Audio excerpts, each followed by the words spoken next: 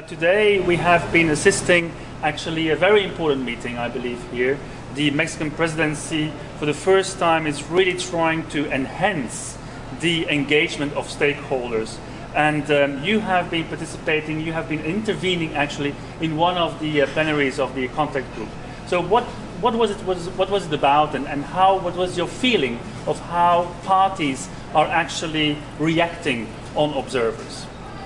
I think that the meeting we had today was quite positive, that the chairman was listening to us, to my intervention and to Iklai's intervention, that everybody understood how important this is, that observers, that local governments, stakeholders, they have a platform where they can get into discussions, where they can get their points to the negotiations. I believe that the Mexican presidency is actually intending to have a new kind of platform for dialogue between, for example, local governments, LGMA, with the parties. Is that right? Yeah, that's right. That's the point the Mexican government have, and we supported that very much. And now they're working on it.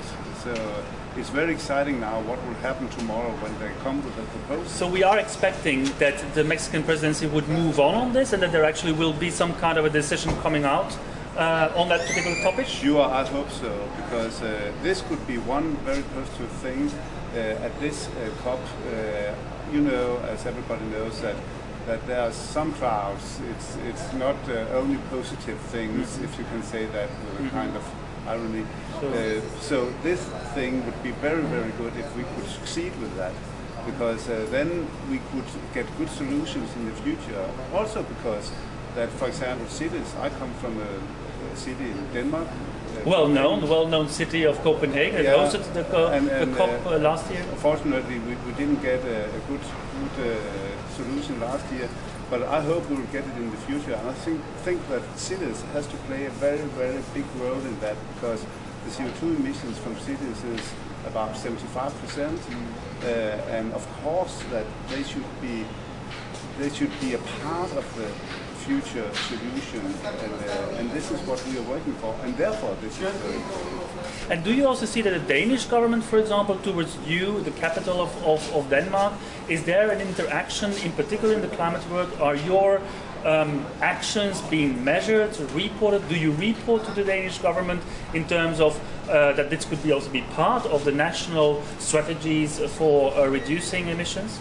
We are not reporting to the government, because we don't have such a system in Denmark, but we are making report ourselves, because we have said that we want to be the first CO2 neutral capital in the world in 2025, and of course we have to monitor that, and we have to document what are we doing. So we actually have a system where we measure what we are doing, and now we want that to be international. We want an international measuring system.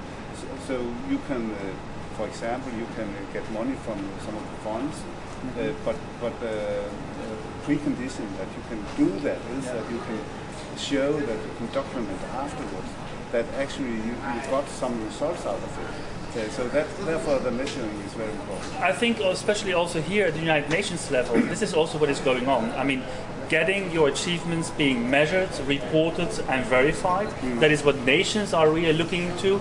I understand that also the City of Copenhagen has just joined not only the Covenant of Mayors in Europe, but also the global covenant for cities, the so-called Mexico City Pact, in which you would also commit to actually become transparent on your achievements, on your reporting system. You would go and towards a registry that's being set up.